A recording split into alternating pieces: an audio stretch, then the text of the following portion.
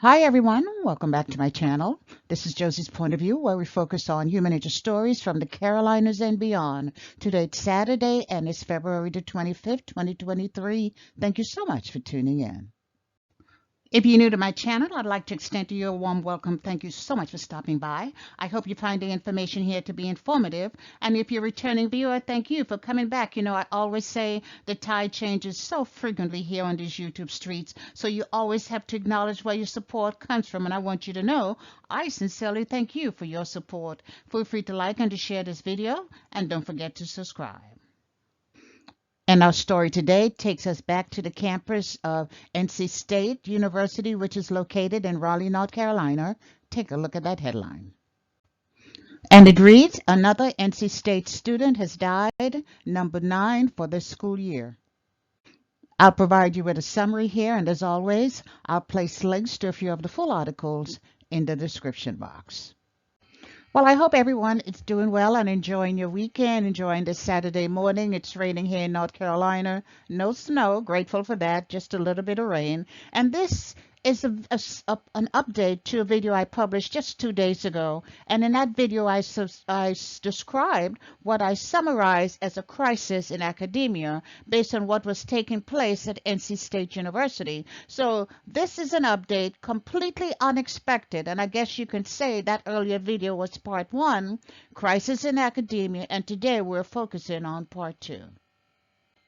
And just as a brief review, in that earlier video 2 days ago, I described the university's current status of crisis created by the unexpectedly large number of students who have died this school year, which began just in September. The most recent death was reported by the media around the 13th of February. I believe the death happened a few days earlier, and that student death represented a total of number 8 students to die this school year.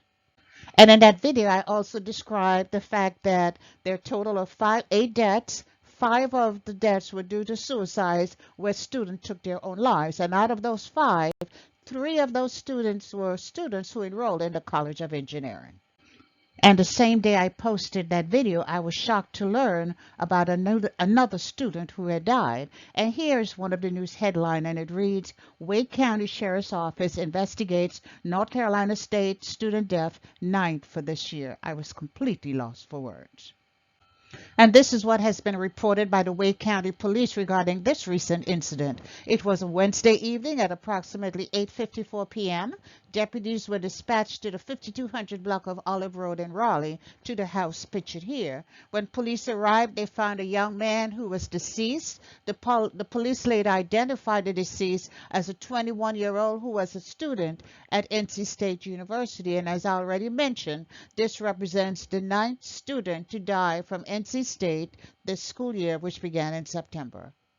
Now, based on what I've been reading, and I can only speak for myself, but based on what I have read, it appears to be that many are stressing the fact that this student death, although he was enrolled at NC State University, they want people to know this death took place in a private residence, which was off campus. It was also reported that the deceased was one of 3 residents occupying that home. Now, the police have not released a cause of death. In a report to the media, Wake County Police have stated that the death of this 21-year-old man appears to be accidental. And they have not specifically said how he died, but they said that they would not release a cause of death until the coroner's office have completed their investigation. But you know, the police should have known that people would be wondering what is meant by accidental death. Did he drown? Did he get run over by something? People just kind of asking. It seems a fair question.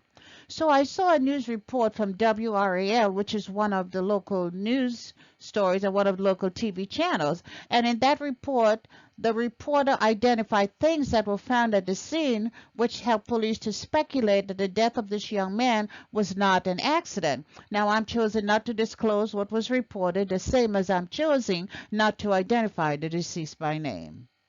So sadly, there you have it, a total of 9 student deaths this school year, which started in September. And even though this death took place at an off-campus location, it does not minimize the impact it's having on faculty and students. The leadership is concerned and students are stressed and fearful. I saw a news report which states that among the many things students have to juggle, dealing with the deaths of 9 students should not be one of them. And yes, I completely agree. I know this is very devastating, not only for the students, but also for the leadership. And in my last video, I summarized what the leadership was doing to assist students through this very difficult time. Let's take a look back at what I mentioned a few days ago.